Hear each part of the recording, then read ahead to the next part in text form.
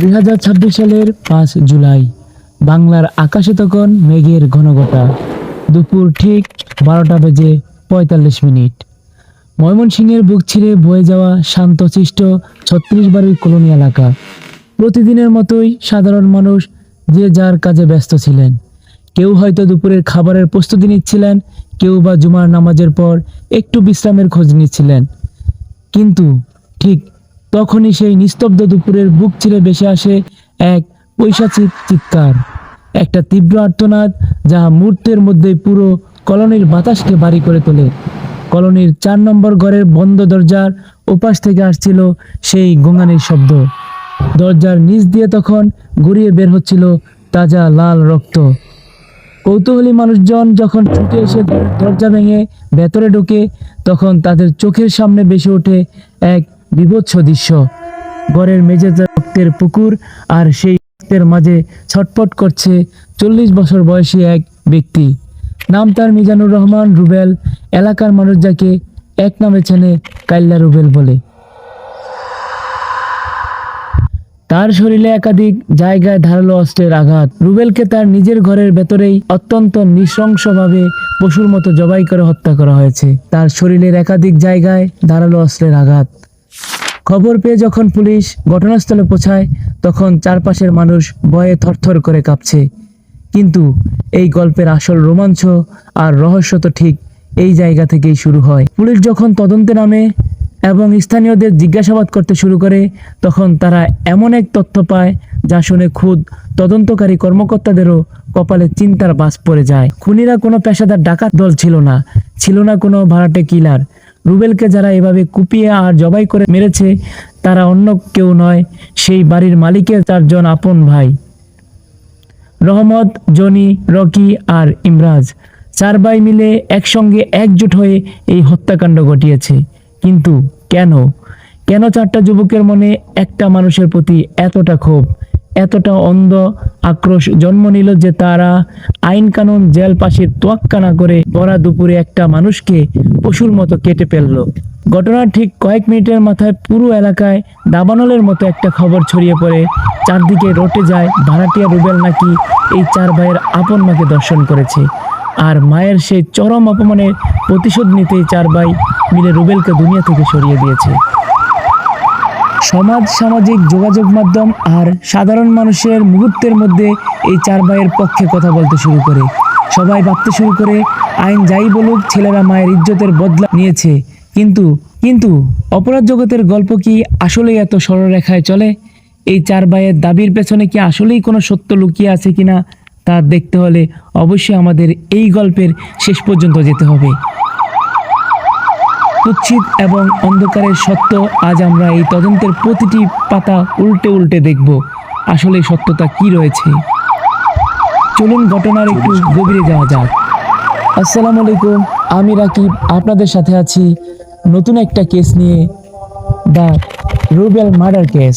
রুবেলকে হত্যার পিছনে কি শুধুই মায়ের অপমানের বদলা নেওয়াই ছিল, নাকি অন্য কোনো কারণ? আজ আমরা তা জানবো এই গল্পের মাধ্যমে। সবাই মনোযোগ দিয়ে গল্পটি শুনতে থাকুন। আপনাদেরকে আগেই বলে রাখি, যদি কেউ লম্বা গল্প শুনতে অভ্যস্ত না হন, তাহলে এখান থেকেই স্কিপ করতে পারেন।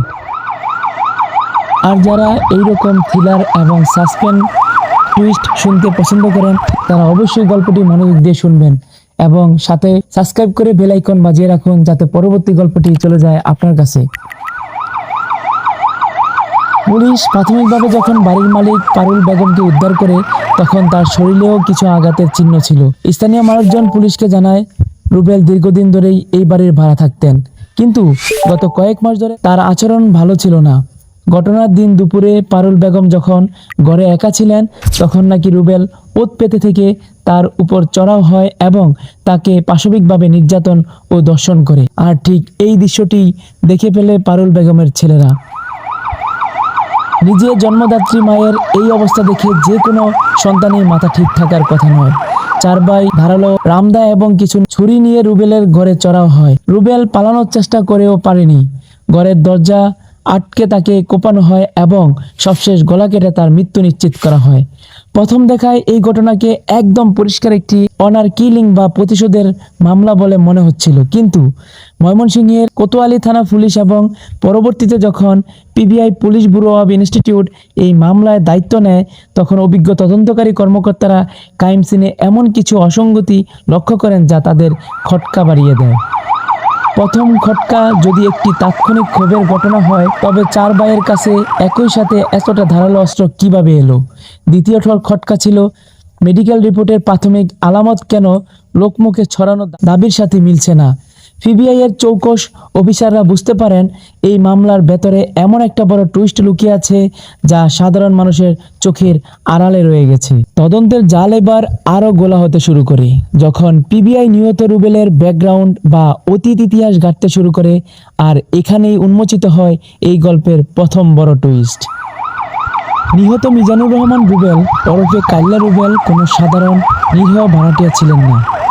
ময়মনসিংহের মাদক জগতের অন্ধকার গলিতে তার নিয়মিত যাতায়াত ছিল।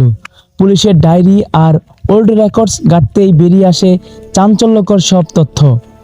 রুবেলের বিরুদ্ধে আগে থেকেই একাধিক মাদকের মামলা ছিল। কলোনির যেই ঘরটিতে তিনি ভাড়া থাকতেন সেটি মূলত কোনো সাধারণ পরিবার নিয়ে থাকার ঘর ছিল না, বরং গভীর রাত পর্যন্ত সেখানে চলত মাদকের আসর। বহিরাগত এবং সন্দেহভাজন অপরাধীদের আনাগোনা ছিল সেই ঘরে। কলোনির মালিক পারুল বেগম এবং তার ছেলেরা রুবেলের এই সমস্ত কর্মকাণ্ডে অতিষ্ঠ হয়ে উঠেছিলেন। এলাকার সম্মান নষ্ট হচ্ছিল, আর তার উপর রুবেল ঠিকমতো ভাড়াও দিচ্ছিলেন না। পারুল বেগম গত কয়েক সপ্তাহ ধরে রুবেলকে বারবার আলটিমেটাম দিচ্ছিলেন যেন তিনি দ্রুত এই বাসা ছেড়ে চলে যান, কিন্তু রুবেল ছিলেন বেপরোয়া। তিনি শুধু বাসা ছাড়তেই অস্বীকার করেননি, উল্টো বাড়িওয়ালা পরিবারকে হুমকি দিচ্ছিলেন যে কলোনি থেকে তাকে তাড়াতে এলে এর পরিণতি হবে অনেক ভয়ঙ্কর। এই তথ্যটি সামনে আসার পর তদন্তকারীদের মনের মোড় ঘুরে যায়। তার মানে এই দুই পক্ষের মধ্যে দীর্ঘদিন ধরে একটা তীব্র বিরোধ, একটা অদৃশ্য যুদ্ধ চলছিল। বাসা খালি করা এবং মাদকের টাকার ভাগাভাগি নিয়ে তাদের মধ্যে আগে থেকেই চরম ক্ষোভ জমা হয়েছিল। তাহলে কি 5ই জুলাইয়ের সেই রক্তক্ষয়ী কাণ্ডটি স্রেফ একটা তাৎক্ষণিক দর্শনের বদলা ছিল না, নাকি এর পেছনে লুকিয়ে ছিল দীর্ঘদিন ধরে তৈরি হওয়া কোনো মাস্টার প্ল্যান? তদন্তের চূড়ান্ত পর্যায়ে পিবিআই 4 ভাই রহমত, জনি, রকি আর ইমতিয়াজকে আলাদা আলাদা করে লকআপে মুখোমুখি জিজ্ঞাসাবাদের সিদ্ধান্ত নেয়। যখন ক্রাইম ইনভেস্টিগেটররা তাদের নিখুঁত ও মনস্তান্ত্রিক প্রশ্নবাণ ছুটতে শুরু করেন, তখনই ভেঙে পড়ে যায় 4 ভাইয়ের তৈরি করা মিথ্যার সেই মজবুত দেওয়াল। বেরিয়ে আসে এই পুরো হত্যাকাণ্ডের সবচেয়ে বড় এবং ভয়ঙ্কর চূড়ান্ত টুইস্ট। তদন্ত সংস্থা এবং স্বয়ং পিবিআই এর পুলিশ সুপার আনুষ্ঠানিক সংবাদ সম্মেলনে যে সত্যটি প্রকাশ করেন তা শুনে পুরো ময়মনসিংহের মানুষের চোখ কপালে উঠে যায়। পিবিআই পরিষ্কার জানিয়ে দেয় সেদিন দুপুরে আসলে কোনো দর্শনের ঘটনাই ঘটেনি। হ্যাঁ, আপনি ঠিকই শুনেছেন, যে দর্শনের কাহিনী ছড়িয়ে পুরো সমাজের সহানুভূতি পাওয়ার চেষ্টা করা হয়েছিল তা ছিল স্রেফ আইন থেকে বাঁচার একটা নিখুঁত চাল, একটা সাজানো নাটক। আসল সত্যটা ছিল আরও অনেক বেশি কুৎসিত। 5ই জুলাই সকালে বাসা থেকে ছেড়ে দেওয়া চূড়ান্ত নোটিশ দিয়ে রুবেলের ঘরে যান পারুল বেগম। রুবেল তখন মাদকাসক্ত অবস্থায় ছিলেন। বাসা ছাড়ার কথা শুনতেই রুবেল চরম উত্তেজিত হয়ে পড়েন এবং পারুল বেগমের সাথে তীব্র ঝগড়ায় লিপ্ত হন। এক পর্যায়ে রুবেল রাগের মাথায় পারুল বেগমের মারধর করেন এবং তার শ্লীলতাহানি করার চেষ্টা করেন। পারুল বেগমের চিৎকার শুনে তার ছেলেরা যখন ছুটে আসে তখন রুবেল তাদের দিকে তেড়ে যান। মায়ের গায়ে হাত তোলা আর দীর্ঘদিন ধরে বাসা না ছেড়ে উল্টো তাদেরই উপর চড়া হওয়া, এই সব মিলিয়ে 4 ভাইয়ের মাথায় আক্ষরিক অর্থেই খুনের নেশা চেপে বসে। কিন্তু তারা কোনো পুলিশ ডাকেনি, কোনো আইনি ব্যবস্থা ধার ধারেনি। তারা সিদ্ধান্ত নেয় এই আপদকে আজ পৃথিবীর বুক থেকেই সরিয়ে দিতে হবে। তারা রুবেলকে তার ঘরের ভেতরেই কোণঠাসা করে তোলে। 4 ভাই মিলে অত্যন্ত ঠান্ডা মাথায় পূর্ব পরিকল্পিত ধারালো অস্ত্র দিয়ে রুবেলের উপর ঝাঁপিয়ে পড়ে। রুবেলকে বিছানায় চেপে ধরে তার শ্বাসনালী কেটে ফেলা হয়। খুন তো হয়ে গেল, কিন্তু রক্তমাখা হাত নিয়ে যখন 4 ভাই ঘরের মাঝখানে দাঁড়ালো তখন তাদের মনে জেগে বসলো ফাঁসির ভয়। তারা বুঝতে পারলো ঠান্ডা মাথায় খুন করার অপরাধে তাদের পুরো জীবন জেলখানায় কাটাতে হবে। আর ঠিক তখনই তারা মস্তিষ্ক খাটায়। সমাজ এবং আইনের চোখকে দুলু দিতে তারা তাৎক্ষণিকভাবে পুরো কলোনিতে রটিয়ে দেয় যে তাদের মাকে রুবেল ধর্ষণ করেছে আর তারা মায়ের ইজ্জত বাঁচাতে এই কাজ করেছে।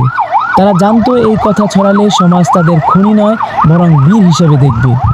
কিন্তু চার ভাই একটা জিনিস ভুলে গিয়েছিলেন, অপরাধ যতই নিখুঁত হোক না কেন, রক্তের দাগ আর আইনের চোখকে ফাঁকি দেওয়া এত সহজ নয়। পিবিআই এর বৈজ্ঞানিক তদন্ত এবং ফরেনসিক রিপোর্টের সামনে তাদের বানানো সেই মিথ্যা তাসের ঘরের মতো ভেঙে পড়ে। শেষ রক্ষা আর হয়নি রহমত, জনি, রকি আর ইমরাজের। চার ভাইকেই পুলিশ গ্রেপ্তার করে এবং তাদের আদালতের সামনে নিজেদের অপরাধ স্বীকার করতে বাধ্য হয়। এদিকে মাদক আর অপরাধের অন্ধকার জগৎ, যা একটা মানুষকে পশুর চেয়েও অদম বানিয়ে দেয়, আর অন্যদিকে আইন নিজের হাতে তুলে নিয়ে পৈশাচিক অপরাধের প্রতিশোধ নেওয়া অন্ধ নেশা, এই দুয়ের চরম সংঘাতের অবসান ঘটালো 5টি তাজা প্রাণের ধ্বংসের মাধ্যমে। রুবেল তার অপরাধের কারণে জীবন হারালো, আর চার ভাই মায়ের অপমান বদলা নিতে গিয়ে আজ নিজেদের পুরো জীবনটা অন্ধকার কারাগারে 4 দেওয়ালের মাঝে বন্দি করে ফেলল। 36 বাড়ির এই রক্তাক্ত দুপুরের গল্প আমাদের সমাজকে এক মস্ত বড় শিক্ষা দিয়ে যায়। চোখে যা দেখা যায় বা লোকমুখে যা রটে, তার সবটা সত্যি নাও হতে পারে। আর আবেগ যখন আইনের চেয়ে বড় হয়ে যায়, তখন তার শেষ পরিণতি কেবল ধ্বংস। আজকের এই পুরো ঘটনাটি নিয়ে আপনার কি মতামত? চার ভাইয়ের এই চরম পদক্ষেপ আর মিথ্যা গল্পের আড়ালে যে সত্য বেরিয়ে এলো, তা নিয়ে আপনি কি ভাবছেন? কমেন্ট বক্সে আপনার মূল্যবান মতামত অবশ্যই জানাবেন। আজ এই পর্যন্তই। ভালো থাকবেন, সচেতন থাকবেন এবং নিজের চারপাশের সমাজকে সুরক্ষিত